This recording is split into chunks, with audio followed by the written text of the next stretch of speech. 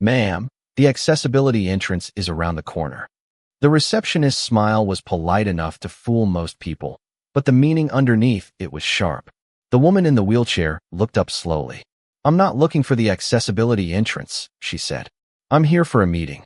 For a brief second, the entire lobby seemed to pause. Not because of what she said, but because of how calmly she said it. Rain tapped softly against the floor-to-ceiling windows of Sterling Healthcare Group's headquarters in downtown Chicago. Outside, traffic crawled through the gray morning.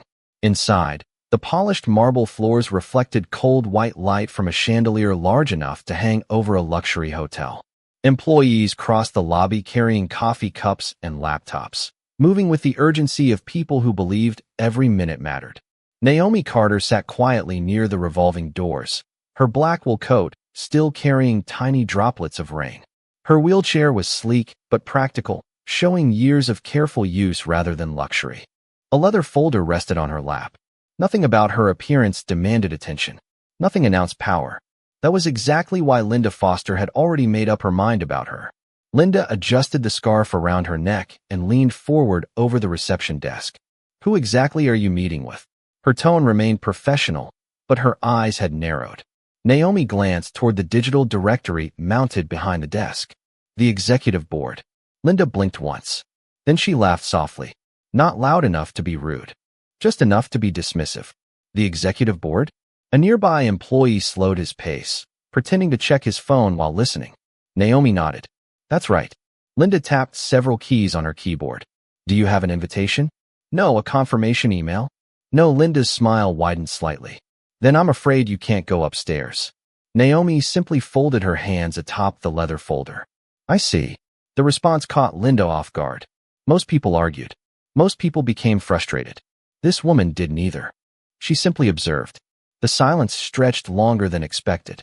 Somewhere near the elevators, a pair of executives discussed quarterly projections. The aroma of fresh coffee drifted from a cafe near the lobby entrance.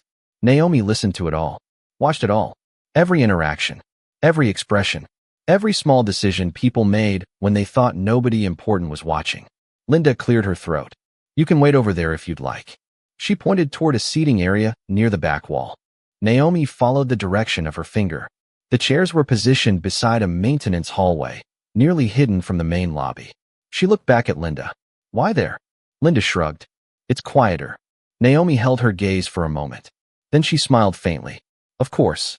The wheels moved softly across the marble floor as she headed toward the seating area. No anger. No complaint. Just quiet acceptance. Yet something about her composure made Linda uncomfortable. Most people tried to prove they belonged. This woman behaved as though belonging was never the question. Naomi parked beside the tall windows and rested her folder on a small glass table. Beyond the rain-streaked skyline, Chicago looked cold and distant. She reached into her coat pocket and pulled out her phone. One note already sat open on the screen. At the top was a single sentence. Culture reveals itself when nobody thinks they are being evaluated. Naomi glanced around the lobby once more. Then she added a few new observations beneath it. Across the room, Linda watched her for several seconds before returning to her computer. Neither woman noticed the young intern stepping out of the elevator at that exact moment. He looked toward the seating area, froze when he recognized Naomi Carter, and suddenly felt his stomach drop. The young intern stopped so suddenly that the woman walking behind him nearly bumped into his shoulder. He stared across the lobby toward Naomi Carter, then quickly looked away as if he had seen something he was not supposed to see. His name was Ethan Brooks, 22 years old, 6 weeks into his internship, and already convinced that corporate life was mostly about pretending to know more than you actually did. Yet there was no mistaking the face he had just recognized. He glanced back again. Naomi sat quietly beside the window, watching the rain slide down the glass in slow silver trails. The leather folder remained on the table beside her. Nothing about her posture suggested impatience. Nothing suggested she had already been waiting nearly 40 minutes. Ethan swallowed hard. Earlier that month, he had helped organize confidential board materials. One name had appeared repeatedly in documents marked restricted access. Naomi Carter. He had never met her, but he remembered the warnings attached to every file. Handle with discretion. Executive-level authorization required. Across the lobby, Linda continued typing as though nothing unusual had happened. A delivery driver approached the desk carrying 2 large boxes. Linda greeted him immediately. A consultant arrived moments later. She smiled and printed a visitor badge within seconds. Then an executive from another office entered through the revolving doors and received a cheerful welcome before his shoes even crossed the marble floor. Naomi watched every interaction without interruption. Her phone rested in her hand. Another note appeared beneath the first. Respect is often measured in seconds. Some people receive it before speaking. Others are forced to earn it before being heard. Ethan slowly crossed the lobby toward the reception desk. His pulse quickened with every step. "Linda," he said quietly. She barely looked up. "What is it?" "The woman sitting over there." Linda sighed. "What about her?" Ethan hesitated. "Has anyone checked who she is?" Linda finally lifted her eyes. "She claims she is here for a board meeting. And she has no invitation, no confirmation, and no appointment on my calendar." Ethan glanced toward Naomi again. "Maybe somebody should verify." Linda leaned back in her chair. "I did verify. She can wait." The confidence in her voice sounded rehearsed. Ethan nodded slowly, but uncertainty lingered in his expression. He had spent enough time around executives to recognize one thing. Truly important people rarely announce themselves. The loudest people in a building were almost never the ones who held real power. Near the elevators, a digital clock changed from 9:41 to 9:42. Another 5 minutes passed. Then another 10. Naomi remained exactly where she was. The rain outside intensified, drumming softly against the towering windows. Employees continued moving through the lobby. Some noticed her. Most did not. A janitor pushing a cleaning cart offered a friendly smile as he passed. Naomi returned it immediately. The exchange lasted less than 2 seconds, yet it was the warmest interaction she had received all morning. She added another line to her notes. "Kindness travels fastest through the people with the least authority." Across the room, Ethan felt a growing knot in his stomach. Finally, he pulled out his phone and opened the internal employee directory. His fingers hovered above the screen for only a moment before typing a single name. Naomi Carter. The search result appeared instantly. Ethan stared at the display. The color drained from his face. Then he looked toward the elevators, realizing someone upstairs needed to know exactly who was sitting alone in the lobby. Ethan stared at the screen as though it might change if he blinked hard enough. It did not. The profile remained exactly where it was, protected behind layers of executive clearance and internal restrictions that interns were never supposed to access. He immediately locked his phone and slipped it into his pocket. His heartbeat had become uncomfortably loud. Across the lobby, Naomi Carter remained seated beside the window, calm as ever, watching the rain drift across the Chicago skyline. To anyone passing through the building, she looked like a patient visitor waiting for a delayed appointment. Only Ethan now understood how dangerously wrong that assumption was. He looked toward the reception desk. Linda was chatting with a sales representative who had arrived 5 minutes earlier. She laughed at something he said and handed him a visitor badge without hesitation. The interaction lasted less than 30 seconds. When the man walked away, Ethan stepped forward again. "Linda," he said. She exhaled sharply. "What now?"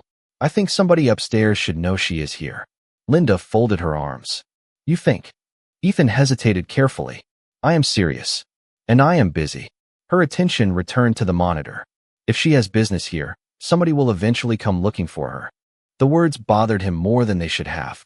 Eventually. As though some people were worth immediate attention while others could simply be left waiting until convenient. Ethan glanced toward Naomi once more. She had opened her leather folder. Instead of contracts or presentations, he noticed a small notebook filled with handwritten observations. Every few minutes, she added another line. No frustration. No complaints. Just notes. The sight made him even more uneasy. Near the elevators, a group of executives crossed the lobby discussing a merger proposal. One of them held the door for another employee carrying coffee. Another brushed past a maintenance worker without acknowledgement. Naomi appeared to notice everything. The small moments. The invisible moments. The moments nobody thought mattered. Her pen moved again. Ethan wished he could read what she was writing.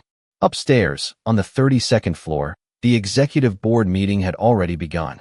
The atmosphere inside the conference room felt tense. Financial reports covered the screens. Market forecasts filled the discussion. At the far end of the table sat Richard Hayes, Regional Operations Director for Sterling Healthcare Group.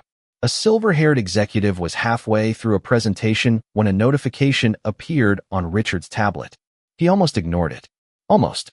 Then he noticed the sender. Internal security. Priority flag.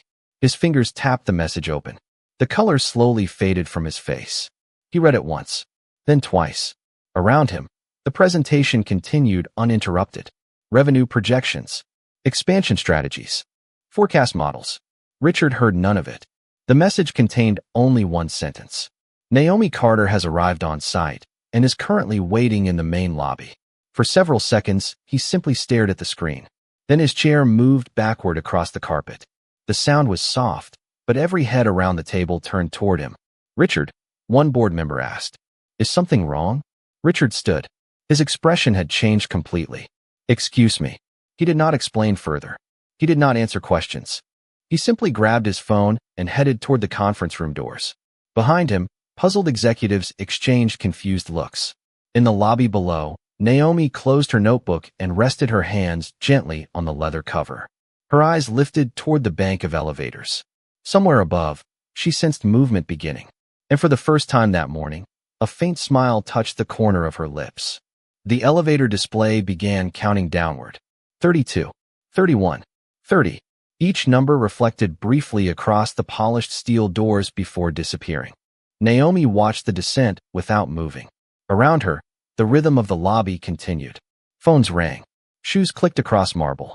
Conversations drifted through the air like background noise. Yet something subtle had changed. The atmosphere felt tighter now, as though the building itself had become aware that an important detail had been overlooked.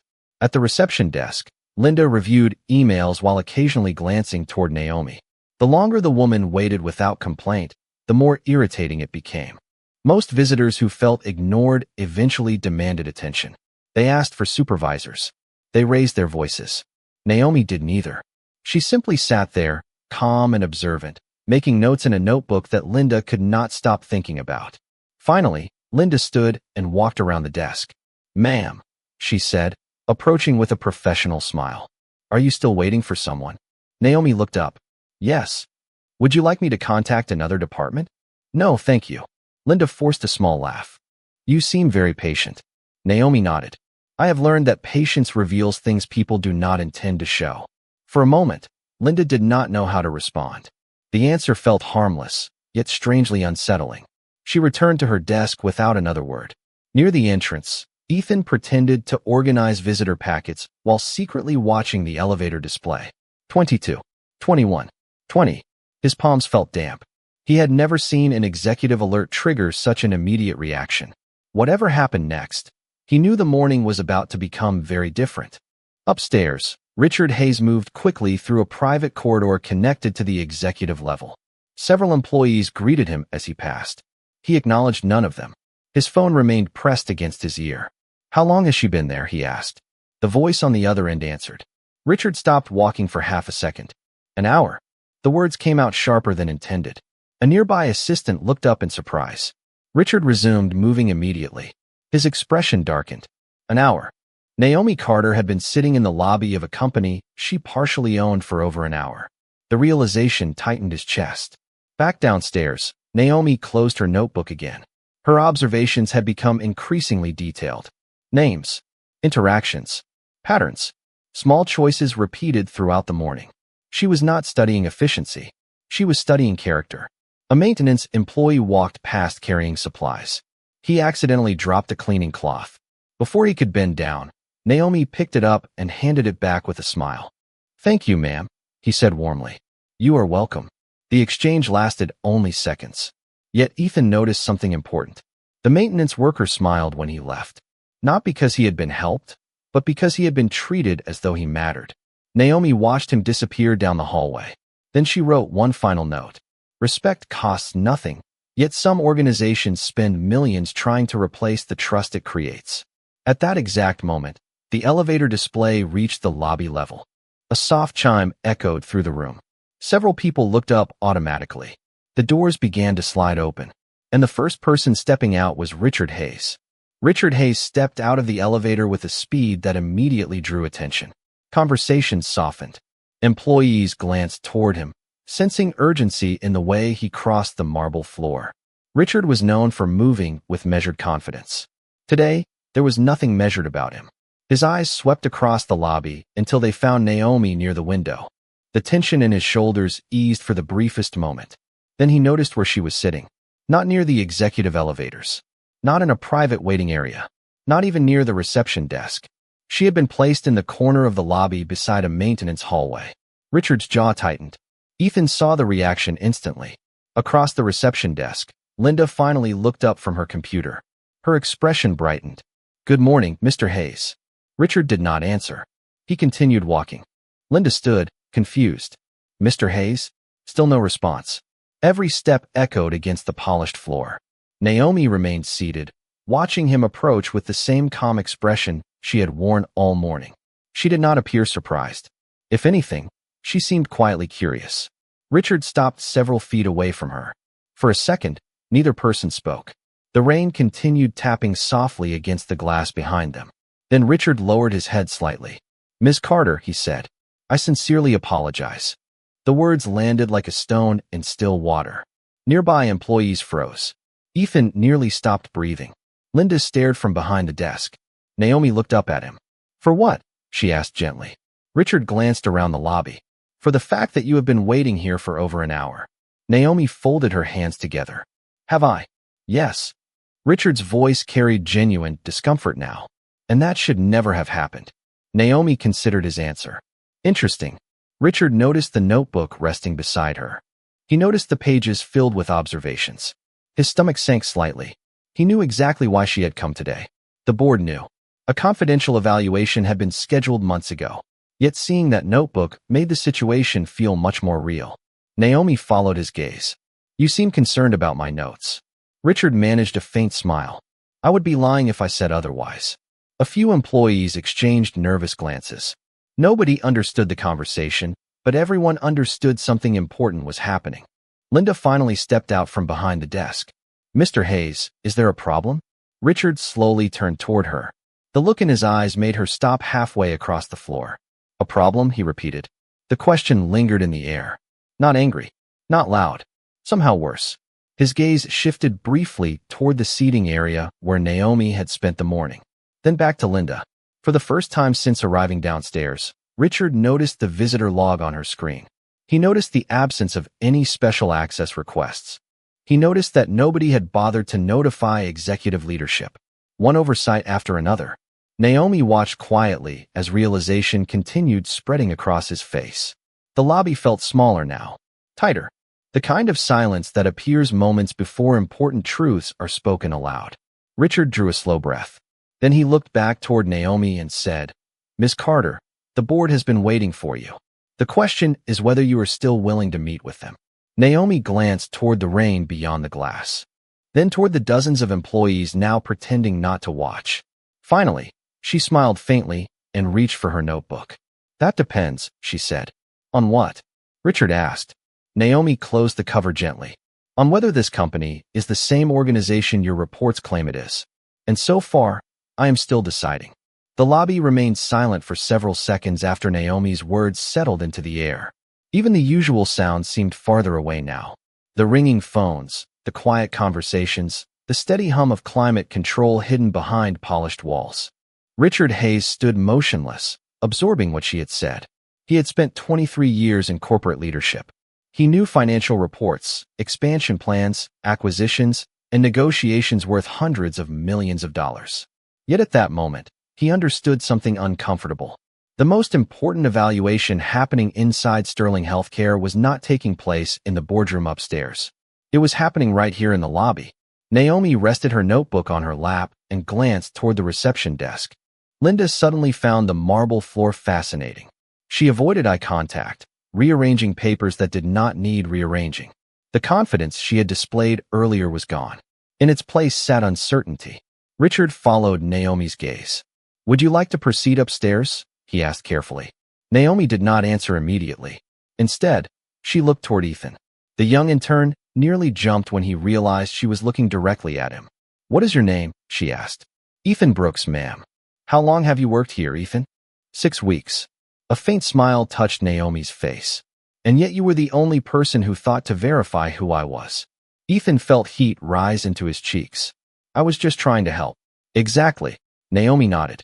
You were trying to help. Richard noticed several nearby employees exchange uneasy glances. The observation sounded simple, but its meaning was impossible to miss. Naomi opened her notebook and turned a page. The handwriting was neat and deliberate. Richard recognized names, times, interactions, details. Far more details than anyone should have been comfortable seeing documented. You have been taking notes all morning, he said quietly. Not just this morning, Naomi replied. Richard's expression changed. What do you mean? Naomi closed the notebook again. For 6 months, I have visited facilities owned by Sterling under different circumstances. The temperature in the room suddenly felt colder. Richard stared at her. 6 months. Hospitals, clinics, regional offices, community outreach centers. Naomi's voice remained calm. Sometimes people recognized me. Most of the time they did not. Linda slowly looked up from behind the desk. Her face had gone pale. Naomi continued. I have watched how employees treat patients, how managers treat staff, how executives speak when they think nobody important is listening. Nobody moved. Nobody interrupted. And what have you found? Richard finally asked. Naomi looked around the lobby. The rain beyond the windows had begun to lighten. Thin rays of sunlight pushed through the clouds, reflecting across the marble floor. I found good people, she said. Far more than I expected. Ethan exhaled softly. Richard did not. Naomi's eyes shifted toward the reception area. But I also found something else. Linda lowered her gaze again. Naomi was not cruel. She was not angry. Somehow that made everything harder. Positions create authority, Naomi said. Character creates trust. One matters much longer than the other. Richard felt every word land. He knew exactly who she was talking about, yet she had not mentioned a single name. Not one. Naomi placed her notebook back inside the leather folder. Then she looked toward the elevators. I believe the board has been waiting long enough. Richard immediately stepped aside. Of course. Naomi guided her wheelchair forward. Employees instinctively moved out of her path. As she approached the elevator, Ethan noticed something strange. She was not smiling because she had power. She was smiling because she had learned the truth. And somehow, that truth seemed far more important than anything waiting upstairs. The elevator doors closed with a soft whisper, sealing off the lobby and carrying Naomi toward the executive floor. Inside the elevator, the atmosphere felt completely different from the chaos she had left behind. The polished steel walls reflected muted light. The only sounds were the quiet hum of machinery and the faint tapping of rain against the building's exterior glass. Richard Hayes stood beside her, unusually silent. He had prepared for difficult meetings before. Lawsuits, acquisitions, regulatory investigations. Yet none of those situations made him as uncomfortable as this one. Naomi rested her hands calmly on her folder. She looked neither angry nor pleased. That uncertainty worried him more than either reaction would have. The digital display climbed steadily upward. 24, 25, 26. Finally, Richard spoke. I owe you an explanation. Naomi turned her gaze toward him. Do you? Richard exhaled slowly. What happened downstairs should never have happened. Naomi considered the statement. The interesting part is that nobody thought it was unusual. Richard had no response. The elevator continued rising. People reveal their assumptions when they think there are no consequences, Naomi said quietly. That is why observations matter more than presentations. Richard stared at the floor for a moment. He knew she was right. Upstairs, dozens of managers spent countless hours creating reports about culture, inclusion, employee engagement, and customer care. Yet none of those reports had been written from a chair in the corner of a lobby while being ignored for over an hour. The elevator reached the 32nd floor. The doors opened. A long corridor stretched ahead beneath warm lighting. Several board members were already waiting outside the conference room. Their expressions shifted the moment they saw Naomi. Some appeared relieved. Others appeared nervous. One woman immediately stepped forward. Evelyn Brooks, the head of human resources. Ms. Carter, she said warmly. Thank you for coming. Naomi offered a polite smile. Good morning, Evelyn. The group exchanged brief greetings before moving toward the boardroom. Through the glass walls, the Chicago skyline spread across the horizon beneath thinning clouds. Sunlight was beginning to break through. As Naomi entered the room, every conversation stopped. 12 executives sat around a long walnut table. Financial projections filled massive digital displays along the walls. A merger proposal worth billions of dollars remained frozen on the screens. Yet nobody seemed interested in discussing it anymore. Naomi guided her wheelchair to the head of the table. Not because someone directed her there, because that seat had always belonged to her. The silence deepened as she placed her leather folder on the polished surface. One executive cleared his throat nervously. Another adjusted his tie. Naomi looked around the room, meeting each face one by one. Some she recognized from previous visits. Others had never realized they had already met her.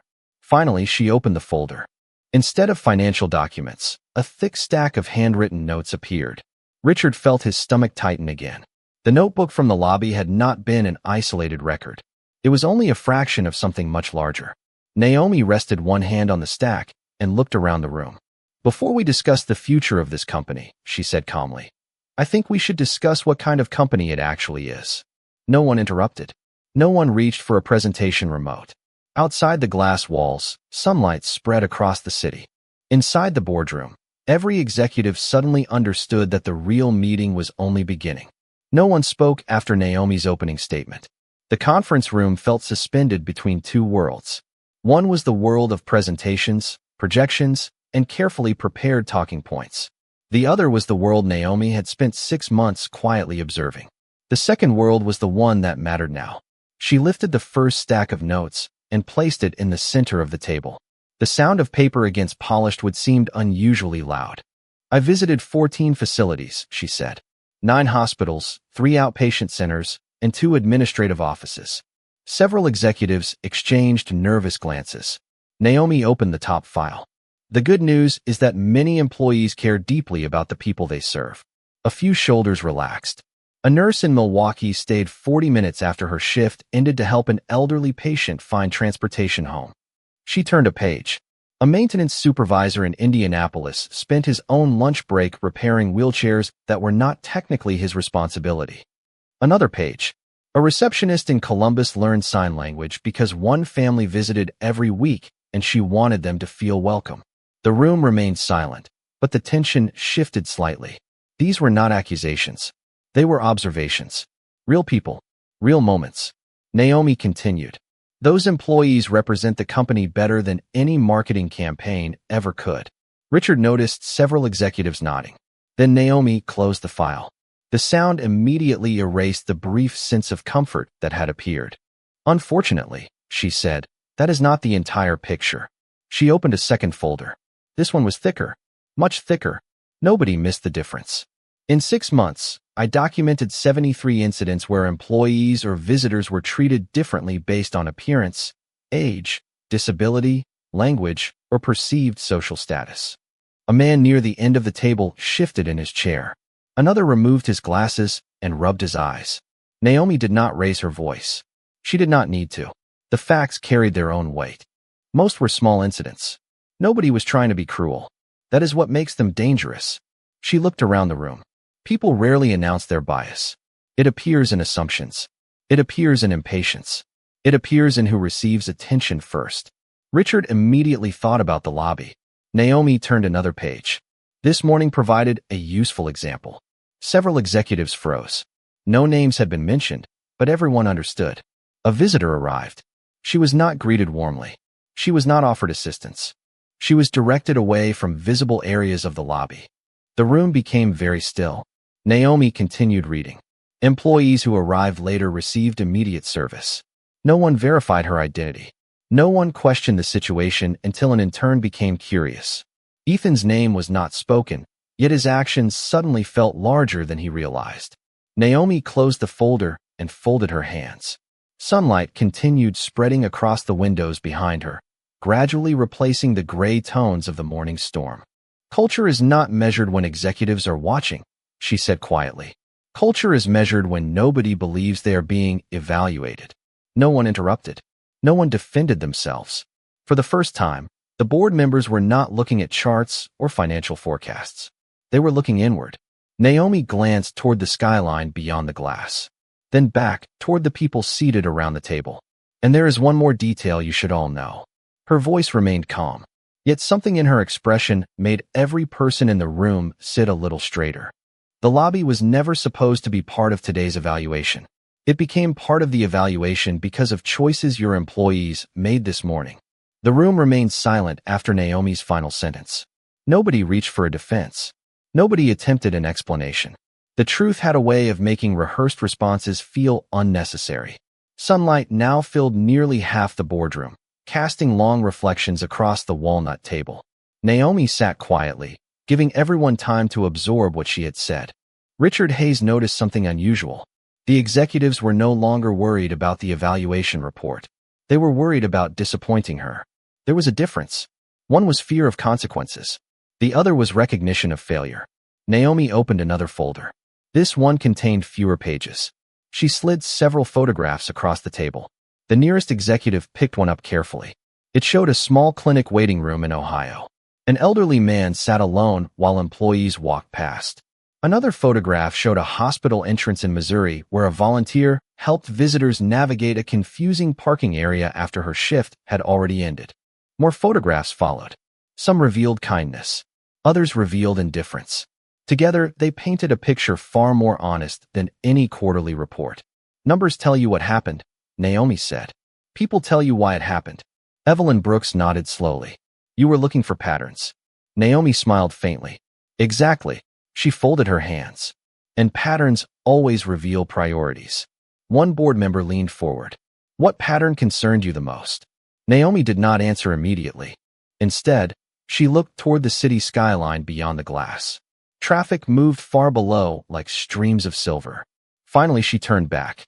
Status recognition. Several people exchanged puzzled looks. Naomi continued. Employees consistently changed their behavior when they believed someone important was present. The room grew still again. Politeness improved. Responsiveness improved. Professionalism improved. She paused, which means those qualities already existed. They were simply being distributed selectively. Richard lowered his eyes.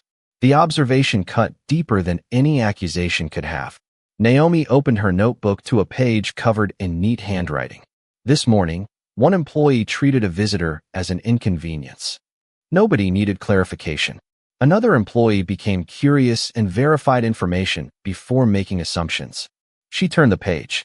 A maintenance worker treated a stranger with kindness despite having no authority. Another page. A regional director interrupted a board meeting because he recognized a serious mistake. She closed the notebook gently. Those 4 people experienced the exact same situation. Silence. Yet each revealed something different about themselves. The words settled heavily across the room. Naomi was not discussing policies anymore. She was discussing character. Evelyn glanced toward Richard. What happens now? She asked softly. Naomi looked around the table. One face after another. Leaders. Decision-makers. People responsible for thousands of employees. Then she opened the final folder. A document rested inside. The paper was thicker than the others. More formal. More significant. Richard immediately recognized it. So did several board members. Their expressions tightened. Naomi rested her hand on the document, but did not reveal its contents. That, she said calmly, depends entirely on what kind of company you want Sterling Healthcare to become over the next decade. Every eye in the room focused on the folder, because everyone knew exactly what it contained. The recommendation that would determine whether the company moved forward with its multi-billion-dollar expansion plan or faced a complete restructuring from the top down. No one reached for the document. No one even leaned forward. The folder sat in front of Naomi like a quiet verdict waiting to be delivered. Sunlight now filled the boardroom completely, washing away the gray shadows that had covered the city earlier that morning. Yet the atmosphere around the table remained heavy.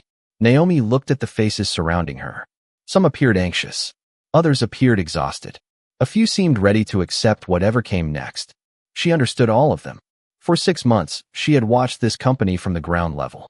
She had sat in waiting rooms, cafeterias, hallways, and reception areas. She had listened far more than she spoke. And she had learned something important. Most problems were not created by bad people. They were created by people who stopped paying attention. Naomi placed both hands on the folder. Before I open this, she said, I want to ask a question. Nobody interrupted. How many of you believe Sterling Healthcare has a culture problem? The room remained silent for several seconds. Then Evelyn slowly raised her hand. Richard followed. One by one, others joined them. Not everyone, but enough. Naomi nodded. Good. A few executives exchanged uncertain looks. That had not been the response they expected, because denial would have been a much bigger problem. A faint ripple of nervous laughter moved through the room before fading away. Naomi opened the folder. Several board members unconsciously straightened in their chairs. She removed a single sheet of paper and placed it on the table. Richard immediately recognized the heading. Strategic Recommendation Report. Final Review. Every major decision regarding the company's future depended on what was written beneath that title. Naomi glanced down briefly before looking back up. 3 months ago, this report looked very different. Several eyebrows lifted. 6 months ago, I was prepared to recommend sweeping leadership changes across multiple divisions. The words landed heavily. Nobody spoke. Naomi continued calmly. Not because revenue was weak. Not because operations were failing. Because trust was eroding. She allowed the statement to settle. Patients noticed. Employees noticed. Communities noticed. Richard lowered his eyes. He remembered earlier versions of the report. He remembered how severe some of the findings had been. Naomi looked toward the windows. The city beyond them seemed brighter now, more hopeful somehow. Then she returned her attention to the room. But something changed. Several executives leaned forward. Naomi turned a few pages and revealed a series of charts. Employee retention improved. Another page. Patient satisfaction improved. Another page. Community engagement improved. She tapped the documents gently. Not everywhere. Not perfectly. But enough to tell me something important. The room grew quiet again. People were listening. For the first time all morning, genuine relief appeared on a few faces. Naomi noticed it immediately. Then she added, which brings us back to today. The relief vanished just as quickly. Naomi folded her hands. Because progress only matters if it survives moments when nobody important appears to be watching. Her eyes moved across the room, one face after another. Finally, they settled on Richard Hayes. And this morning gave me one final piece of information that I was not expecting to receive. The silence that followed felt even heavier than before. Richard held Naomi's gaze, but said nothing. There was nothing to say. The final piece of information she mentioned was sitting downstairs behind a reception desk, replaying itself in his mind with painful clarity. Naomi slowly closed the report and folded her hands atop it. The gesture was calm, almost gentle. Yet every person in the room understood that the next few minutes mattered more than any financial projection displayed on the screens. When I first invested in this company, Naomi said, I believed healthcare was ultimately about trust. Her voice remained steady.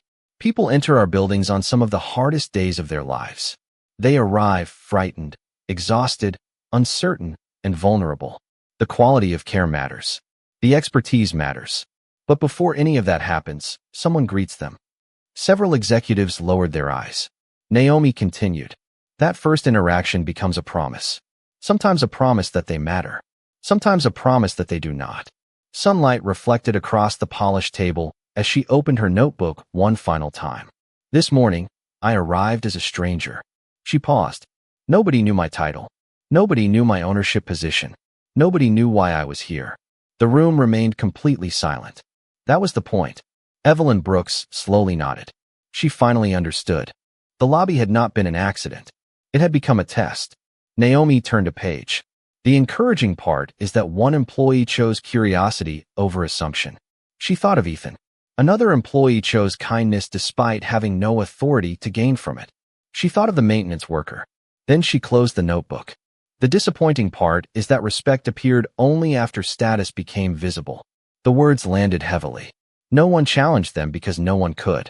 Naomi looked around the table. I am not interested in punishing people for mistakes. Several heads lifted in surprise. Richard looked at her carefully. Naomi continued.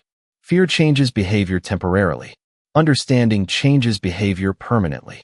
The tension in the room shifted. Not gone. Different. One executive finally spoke. Then what are you recommending? Naomi glanced at the report in front of her. The city stretched endlessly beyond the windows. The storm was gone now. Bright blue sky had replaced it. I am recommending that we move forward with expansion. Relief appeared immediately across several faces. Naomi raised a finger slightly.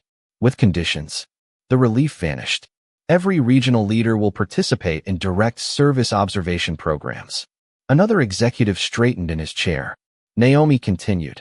Executives will spend time in waiting rooms, reception areas, and community facilities. Not as supervisors. As observers. She looked directly at Richard. Because culture cannot be managed from conference rooms alone. Richard nodded slowly. Agreed. Naomi smiled faintly. There is one more recommendation. I focused on her.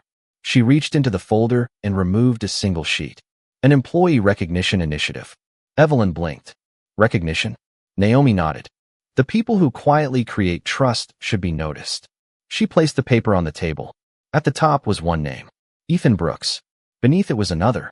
The maintenance worker from the lobby. Naomi leaned back slightly. If we want a better culture, we should start by rewarding the behavior we claim to value. For the first time all morning, genuine hope began to replace anxiety around the table. The meeting ended nearly an hour later, but nobody rushed toward the door. The executives remained seated, studying the documents spread across the table as though they were seeing the company for the first time. Naomi carefully returned her notes to the folder that had traveled with her through hospitals, clinics, waiting rooms, and lobbies across 6 states. The thick stack of observations represented hundreds of small moments. Most people would never remember those moments. Naomi did, because culture was built from moments nobody thought were important. Richard Hayes stood as the others slowly gathered their materials. Ms. Carter, he said quietly. Naomi looked up. Yes. Richard hesitated. Throughout the meeting he had answered questions, accepted criticism, and agreed to difficult changes. Yet this question seemed harder than all the others. What would you have done if the report had gone differently? The room grew still again. Several executives paused, waiting for the answer. Naomi considered the question carefully. Then she smiled. You mean if I had concluded the company was moving in the wrong direction? Richard nodded. Yes. Naomi rested her hands on the folder. Then I would have recommended major leadership changes. Nobody seemed surprised. The possibility had been hanging over the room all morning. But then Naomi added, and I would have hated doing it. A few executives exchanged glances. That was not the answer they expected. Naomi looked around the table. People often assume accountability and punishment are the same thing. She shook her head gently. They are not. Sunlight reflected across the glass walls surrounding the boardroom. Outside, the city looked brighter than it had all day. The goal is never to remove people, Naomi continued. The goal is to help them become the kind of leaders others deserve. Evelyn Brooks smiled softly. That sounds much harder. Naomi laughed quietly. It usually is. For the first time all morning, genuine warmth spread through the room. Not because the evaluation was over. Because everyone sensed that the conversation had been honest. Downstairs, life in the lobby continued as normal. Phones rang. Visitors arrived. Elevators opened and closed. Yet word had already begun spreading through the building. Employees whispered about an unexpected board meeting. About executives moving unusually quickly through the hallways. About changes that might be coming. Near the reception desk, Linda Foster sat alone. The confidence that had carried her through the morning had disappeared hours ago. She stared at her computer screen without really seeing it. Every interaction replayed in her mind. The assumptions. The impatience. The subtle ways she had decided who deserved attention before learning anything about them. She did not know whether she would be disciplined. She did not know what Naomi had said upstairs. What troubled her most was something else entirely. For the first time, she realized that the woman she had misjudged never raised her voice, never demanded special treatment, and never tried to embarrass her. Somehow that made the lesson harder to forget. Back on the executive floor, Naomi closed her folder and prepared to leave. Richard stepped forward. Thank you, he said sincerely. Naomi paused beside the conference room doors. For what? Richard glanced toward the stack of reports left behind on the table, then toward the city beyond the windows. For giving us a chance to improve instead of simply telling us we failed. Naomi held his gaze for a moment. Then she smiled. The companies worth saving are usually the ones willing to listen. With that, she turned toward the elevators, leaving behind a room full of leaders who suddenly understood that the most important changes never begin with authority. They begin with awareness. The elevator descended slowly, carrying Naomi back toward the lobby where the day had begun. The same building, the same marble floors, the same glass walls overlooking downtown Chicago. Yet everything felt different now. Not because her position had changed. It had never changed. The difference was that people finally understood who she was. When the doors opened, the lobby felt noticeably quieter. Employees who had been moving through the entrance slowed their pace. Conversations softened. Naomi guided her wheelchair forward at an unhurried pace. She smiled politely at the people she passed, the same way she had that morning. Nothing about her expression suggested victory. Nothing suggested resentment. Near the reception desk, Linda Foster stood waiting. She looked nervous, but she did not look away this time. As Naomi approached, Linda stepped forward. For a moment, neither woman spoke. The afternoon sunlight reflected across the polished floor, casting warm patterns beneath their feet. Finally, Linda took a slow breath. "Ms. Carter," she said softly, "I owe you an apology." Naomi listened without interrupting. "I made assumptions about you before I knew anything about you." Linda lowered her eyes briefly. "And I am ashamed of that." The lobby remained quiet. No one pretended not to watch anymore. Naomi studied her for a moment. Then she smiled gently. "Thank you for saying that." Linda looked surprised. Perhaps she expected anger. Perhaps she expected consequences. Instead, Naomi simply continued. "The important thing is what you do next." Linda nodded slowly. The words seemed to land deeper than any punishment could have. Nearby, Ethan stood beside the reception area holding a folder he had been asked to deliver upstairs. He watched the exchange in silence. Naomi noticed him and smiled. "Ethan." He straightened immediately. "Yes, ma'am." "Stay curious." Ethan blinked. "That is all." Naomi laughed softly. "That is more valuable than most people realize." Ethan smiled. He would remember those words for the rest of his life. Across the lobby, the maintenance worker Naomi had met earlier emerged from a hallway, pushing his cart. When he saw her, he offered the same warm smile he had offered that morning. Naomi returned it immediately. No titles, no introductions, no explanations. Just simple human kindness moving quietly between two people. Outside, the rain had completely disappeared. Golden afternoon lights stretched across the city. Cars moved along the streets below. Pedestrians crossed intersections. Life continued. Naomi paused near the revolving doors and looked back one final time. Employees were already returning to their routines.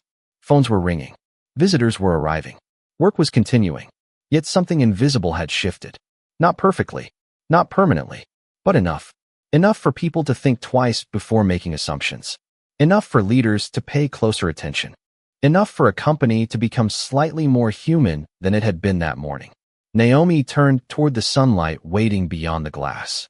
As the doors slowly rotated open, she remembered a line she had written months earlier in one of her notebooks. "Character is revealed when power is hidden." She smiled to herself. Then she rolled forward into the warm Chicago afternoon, leaving behind a building that had not been changed by authority, wealth, or status, but by a simple reminder that every person deserves dignity long before anyone learns their name.